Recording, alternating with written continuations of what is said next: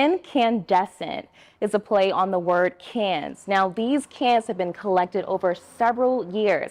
Cincinnati Beautiful collected them, showing one person's trash is another's treasure. Today, Cincinnati families marched around Fountain Square all the way to Governor DeWine's Southwest Regional Office to protest against his budget proposal that'll cut $27 million from Cincinnati public schools. City leaders say it's time to stop accepting that just about 20% of students start school prepared to learn. I saw the water here on Main and 3rd Street last night, and it was nowhere near this far up. We've been out here for a few hours. I'm standing on Campus Green and MLK Drive, where officers have blocked off this road for a few hours. Now, the driver of the vehicle was taken to the University Hospital, but I'm going to step out of the scene so you can actually see what this accident looked like. This comes after this 20-page complaint letter from December with dozens of anti-Semitic allegations stating UC has failed to properly respond to these incidents for 2 years now. Western Hill Viaduct Bridge need to be fixed. You hear what I'm saying, Jeremy? Well, yeah, we hear you. We're driving under the Western Hills Viaduct right now to check it out. It sounds like to me as the solution is letting people know that they're not alone.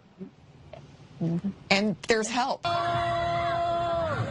Lewis says crime is out of control, and the July 26th brawl is just one of many incidents that led to his decision. Have you spoken to any city council members? No. Or has anybody reached out to you? No, and I've made attempts.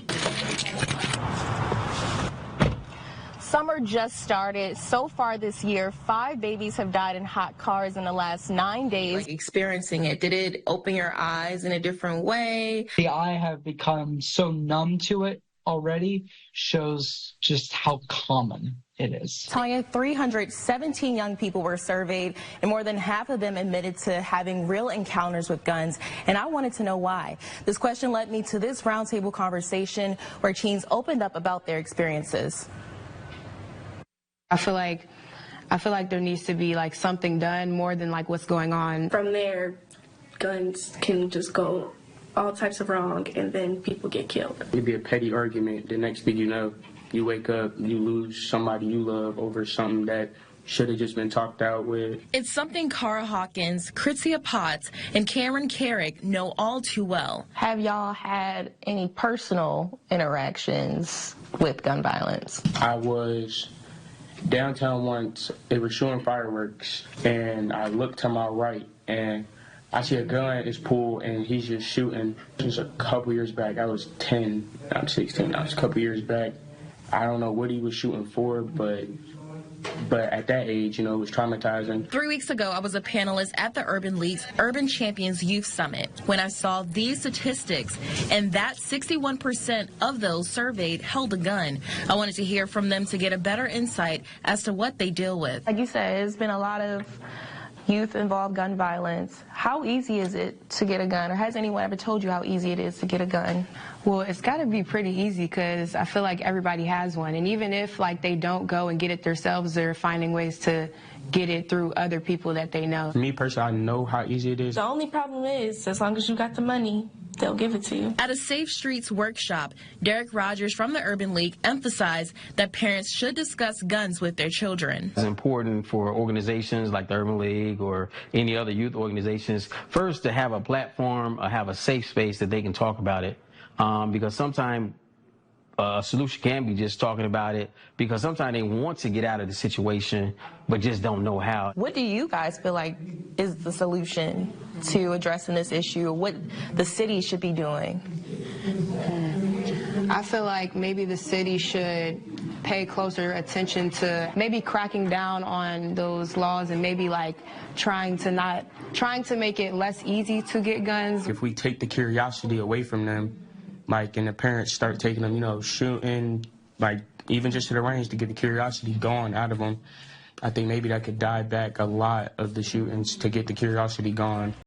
A lot of residents, I would say, are feeling devastated right now after experiencing this just a year ago. The Griffith family rebuilt their home last year, and now they have to start all over again from scratch. You get a little PTSD from it. Some residents in Maysville are suffering from the loss of outbuildings, shelters, after Thursday night storms. We had a 24 by 25 metal building, and it is now down over the hill. An unfortunately familiar experience for some. And last year, this whole side of the house was replaced from the damage, and now it's all beat up again. 1 year later, Brandon Cornett is dealing with the same thing. Thursday morning, he got calls about the damage to his home.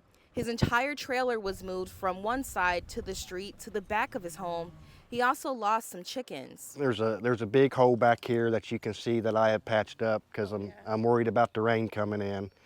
No damage on the inside, but I'm trying to minimize that. Maysville Emergency Management Director says some parts of the area got extreme wind up to 80 miles per hour, resulting in downed trees, debris, and siding in the roadways. Crews have been out all morning clearing the streets. Unfortunately, if you've been hit once, the chance of getting hit again is somewhat likely. So as we've seen right here, it almost followed the same path that it did last year. You just kind of be aware and know ahead of time what to expect and be ready for it. The only thing I can say is don't take it lightly. In Maysville, Deja Gross, WCPO 9 News.